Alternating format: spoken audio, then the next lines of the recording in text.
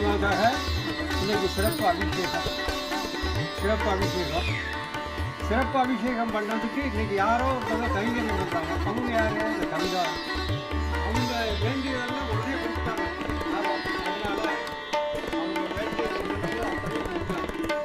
அதனால பாபா இன்னைக்கு நான் பண்ணுறேன் அப்படின்னு சொல்லி அன்னதானம், சுவாமிக்கு அலங்காரம், அபிஷேகம் எல்லாம் அவங்க அவருடைய கைங்கரியமாக இன்னைக்கு அவங்க கொடுத்துருக்காங்க. அவங்களும் சிறப்பாக இருக்கணும், அவங்க குடும்பமும் சிறப்பாக இருக்கணும். அதனால் கொடுக்காதவங்கெல்லாம் சிறப்பாக இருக்கக்கூடாதுன்னு நினைக்கிறேன். எல்லோரும் நல்லா இருக்கணும். கொடுத்தாலும் சரி கொடுக்காட்டியும் சரி பாபாவுக்கு எல்லோரும் நல்லா இருக்கணும்.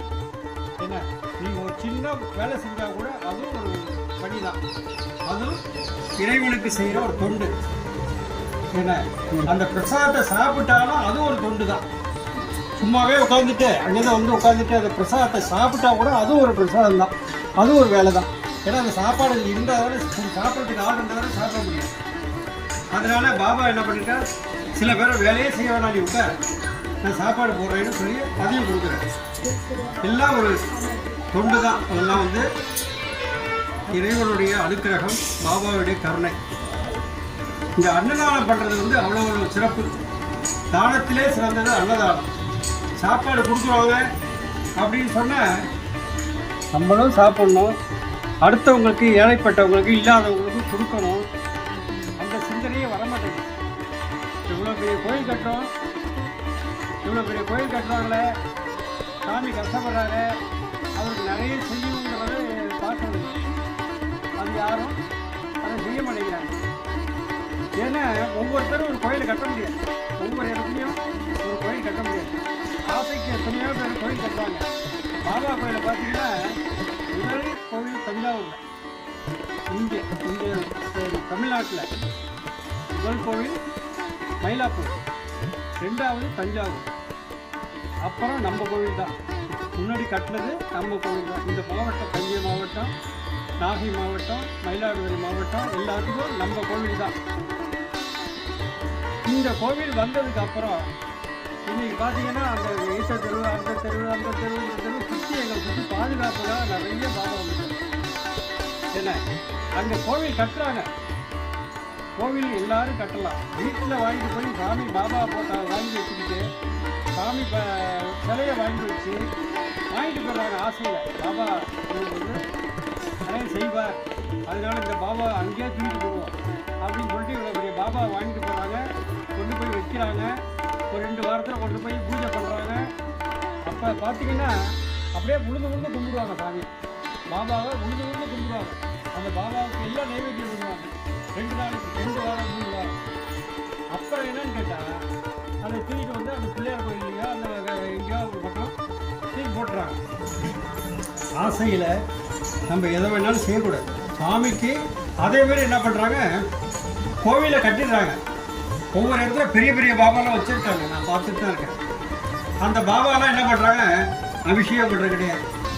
சாயந்தரம் ஒரு கால பூஜை, சாயந்தரத்துக்கு ஒரு கால பூஜை பண்ணுறாங்க. அப்படியே தீபாவளி மட்டும் பண்ணிவிட்டு அப்படியே பேருக்கு அதை செய்கிறாங்க. இதெல்லாம் வந்து ஏன் உங்களை பாபா வந்து பெரிய கோயிலாக கட்டுன்னு சொல்ல, பெரியதாக செய்யணும்னு சொல்ல, உன்னால் முடிஞ்சால் செய்ய. இல்லைன்னா இவனு பாபான்னு சொல்லு, இல்லைன்னா ராமான்னு சொல்லு, இல்லைன்னா கோவிந்தான்னு சொல்லு, ஏதோ ஒன்று சொல்லிட்டு சிவான்னு சொல்லிட்டு போக வேண்டியதுன்னு. என்ன, நம்மளால் முடிஞ்சால் ஏதோ செய்ய போகிறோம், ஒரு பூ வாங்கி கொடுக்க போகிறோம், இல்லைன்னா நம்ம பாட்டு போயிட்டு ஆசைக்கு இவ்வளோ பெரிய சிலையை வாங்கிட்டு போய் வீட்டில் வச்சுக்க வேண்டியது. வீட்டில் கொண்டு போய் வச்சு பூஜையை பண்ணி 4வது நாள் கொண்டு தூக்கி கொண்டு வந்து கொண்டு வேண்டியது. ஏன்னு கேட்டால் அதை யாராவது வராங்க வீட்டுக்கு வரவங்க என்ன பண்ணுறாங்க, அவர் முஸ்லீமு, பாபா வந்து முஸ்லீம் இனத்துலேருந்து அவர் வந்திருக்காரு, அதனால அவரை வீட்டுக்கு வச்சுக்காதீங்க அப்படின்னு சொல்லிடுறாங்க. வீட்டில் வச்சு சாமி கும்பிட்டா அவர் நம்மளுக்கு கஷ்டத்தை கொடுப்பார் அப்படின்னு சொல்லி பயமுறுத்தி, எந்த சுவாமியும் யாரையும் கெடுத்து பார்க்காது, எந்த சாமியும் யாரையும் கெடுத்து பார்க்காது. இங்கே சிவனாக இருந்தாலும் சரி, ராமராக இருந்தாலும் சரி, பாபாவாக இருந்தாலும் சரி, எந்த சுவாமியாக இருந்தாலும் சரி, வீட்டில் ஒரு ஆசைக்கு ஒரு ஃபோட்டோ வாங்கிட்டு போய் மாட்டுறாங்க. அந்த ஃபோட்டோவை பார்த்தீங்கன்னா கொண்டாந்து போட்டுறாங்க. அது மேலே இருக்கக்கூடாது. நம்மளை வந்து வாங்கிட்டு போய் பூஜை பண்ணுங்க அப்படின்னு சொல்லலை. நம்ம ஆத்மா சந்தோஷமாக இருக்கணுங்கிறதுக்காக அந்த ஃபோட்டோ வாங்குறோம். நம்ம பிள்ளை ஒன்று குழந்தை பிறக்கணும், அந்த குழந்தை கொஞ்சோட ஊனமாக இருக்குது, குழந்தைய கொண்டு போய் எங்கேயாவது போட்டுற முடியுமா? அது நம்ம குழந்தை தானே, அதையும் வளர்த்து தானே ஆகணும். என்ன அதனெல்லாம் இல்லாமல் பாபா இருக்காரு அப்படின்னா அனுக்கிரகம். அதுபடி சிவன் இருக்காருன்னா அவ்வளோ அனுக்கிரகம். எல்லாம் ஒன்றுலேருந்து வந்தது தான், எல்லாம் சிவன்லேருந்து வந்தது தான். ஹரியும் சிவனும் ஒன்று. அதே போல் ஆஞ்சநேயர் இருக்காரு அப்படின்னா சிவனுடைய அம்சம். ஒவ்வொரு யுகத்துக்கும் ஒரு இது அவதாரம். இந்த அவதாரம் எடுத்திருக்காங்க அப்படின்னு சொன்னால் சுவாமிக்கு நல்லது செய்யணும், மக்களுக்கு நல்லது செய்யணும். அதாவது ராமர் இருந்த அவர் ஏன் நம்மளுக்கு அவருக்கும் பலவிதமான கஷ்டங்களை கொடுத்து காட்டுக்கு போய் வீட்டை விட்டு காட்டுறார். பெரிய ராஜா, அந்த ராஜாவே விட்டுட்டு காட்டுக்கு போனார். காட்டுக்கு போய் எதுக்கு போனார்? ஏன் அவரால் பார்க்க முடியாதா? பொண்ணை காட்டுக்கு போனார். பலவிதமான கஷ்டங்களை அனுபவித்தார். ஏன் அப்படின்னு சொன்னால் நமக்கு எடுத்துக்காட்டு. இந்த ராம அவதாரத்தில் முதல் கஷ்டம். நம்மளுக்கும் அதே போல் கஷ்டங்கள் இருக்கு. நம்ம ஒவ்வொருத்தருக்கும் ஒரு கஷ்டங்கள் இருக்கதான் செய்யும். அது நம்மளுடைய கர்ம வினை, நம்மளுடைய பாவங்கள், நம்மளுடைய தோஷங்கள். பிறகு நம்ம என்ன படம் வாங்கி வந்தோமோ தெரியாது.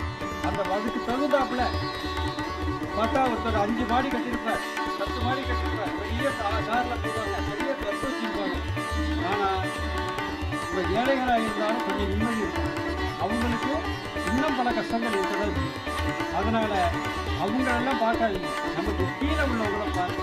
ஏழைப்பட்டவர்கள் நமக்கு கீழே உள்ளவங்க இருக்காங்களா, வறுமையில் இருக்காங்களா, அவங்களுக்கு ஒரு ஆகாரம் கொடுங்க, ஒரு சாப்பாடு ஏதாவது கொடுங்க. என்ன அதே போல் பசுமாட்டுக்கு ஒரு முறை புல் எடுத்து கொடுங்க, இல்லைன்னா அகத்திக்கீரை கொடுங்க.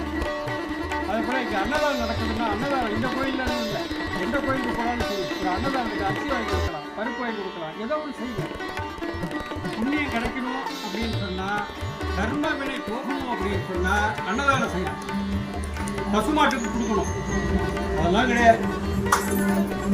நான் வச்ச காசை எடுக்க மாட்டேன். பேங்கில் போட்டால் பேங்கில் இருக்கணும், அது மேலே கொண்டு போய் பேங்கில் போடணும். என் கையிலேருந்து நான் எடுக்கவே மாட்டேன். இன்னைக்கு 1 லட்ச ரூபா வருதா, அந்த லட்சத்தை கொண்டு போய் லட்சத்தோட இன்னொரு 10,000 ரூபா சேர்த்து 1,10,000 பேங்கில் போட்டுருக்கு.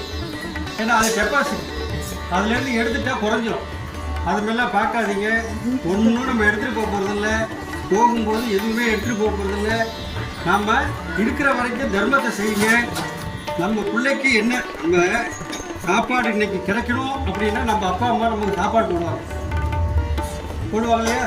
இன்னைக்கு நம்ம பிள்ளைக்கு பசிக்குது, சாப்பாடு இந்த நேரத்துக்கு மணி ஆகிட்டு சாப்பாடு போடணும் அப்படின்னு அப்பா அம்மாவுக்கு தெரியும். அதே போல் என்ன நேரத்துக்கு மாடு மேய போகுது, அது பிள்ளை சுமந்துக்கிட்டா போகுது, நான் மேய போகிறேன், நான் பிள்ளை வச்சுட்டு சாப்பிட போகிறேன்னு போது அது எதையுமே எதிர்பார்க்கல. ஏதோ எந்த மிருகங்களாக இருந்தாலும் எதுவும் எதிர்பார்க்கல. மனுஷால் ஒன்று தான். அதை கட்டணும், இதை கட்டணும், இந்த கொட்டையை கட்டணும், அதை வாங்கணும், இதை வாங்கணும், எல்லாம் ஆசையை அதிகமாக ஆண்டவன் கொடுத்துடலாம். எனக்கும் ஆசை தான், எனக்கும் இந்த கோயிலெலாம் கட்டி பார்க்கணுன்னு ஆசை தான். என்ன இந்த கோயிலெலாம் கட்டி ஏன் நம்ம பாட்டுக்கு போகக்கூடாதா?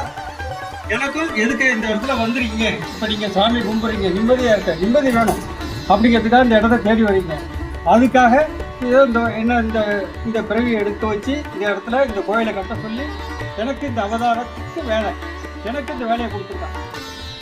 அதனால் நாம் இந்த வேலையை செய்யும்போது நல்ல விதமாக செய்கிறோம், நல்ல விதமாக பண்ணுறோம். அடுத்தபடி இந்த கும்பாபிஷேகம்லாம் நாள் நெருங்கிட்டு இருக்கு. கும்பாபிஷேகம் வர 16/9 கும்பாபிஷேகம் நாள் நெருங்கிடுச்சு. ரொம்ப கிட்ட வந்துகிட்டே இருக்கு. என்ன எல்லாரும் ஒரு நாளாக முடிஞ்ச உதவியை பண்ணி இந்த கும்பாபிஷேகம்லாம் இந்த இடத்துல அரியும் ஒன்று, சிவனும் ஒன்று, பெருமாளும் வைக்க போகிறோம்.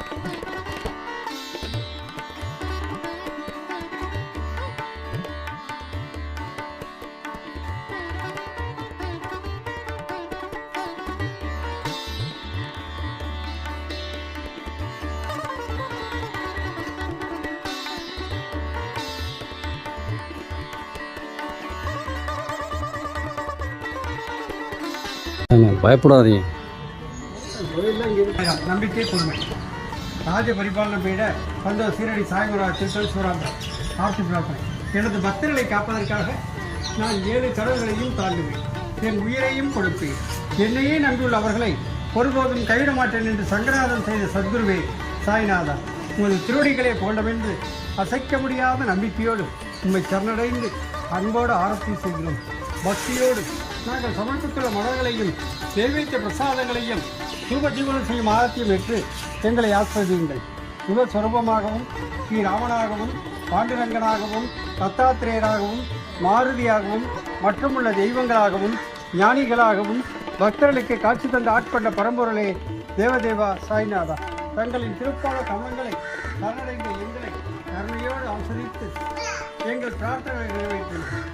உங்களது அடியோர்களாகிய எங்களின் குழந்தைகள் கல்வியில் சிறந்து விளங்கவும், நல்ல வேலையில் சேர்ந்து அவர்களின் எதிர்காலம் சிறந்து விளங்கவும், திருமண தடைகள் நீங்கி சிறப்பான மனவாழ்க்கை அமையவும், எங்கள் உடற்பிணிகள் நீங்கி நலம் பெறவும், உத்தியோகத்தில் உயர்வும், வழக்குகளில் வெற்றியும், செய்யும் தொழில் சிறப்பும் தந்து வீடுமனை வாகனம் மற்றும் செல்வங்கள் பெருகிடவும், குழந்தை பேர் இல்லாத அடியவர்களுக்கு குழந்தை பேரும் தந்து தனது குடும்பத்திலும் உறவினர்கள் நண்படுத்த கருத்து வேறுபாடுகள் நீங்கி மன ஒற்றுமை ஏற்பட்டு இல்லங்கள் மகிழ்ச்சியாக இருக்கிறவும், உத்தரவாதிகளாக தள்ளப்படுகின்ற காவிரியின் செங்கரையில் அமைந்துள்ள ராஜ பரிபாலன செய்த சந்தோஷ் சேவை சாய்கிறார். ஓம் சாய்ராம். ஓம் சாய்ராம். ஓம் சாய்ராம். ஓம் சாய்ராம். இப்போ நம்ம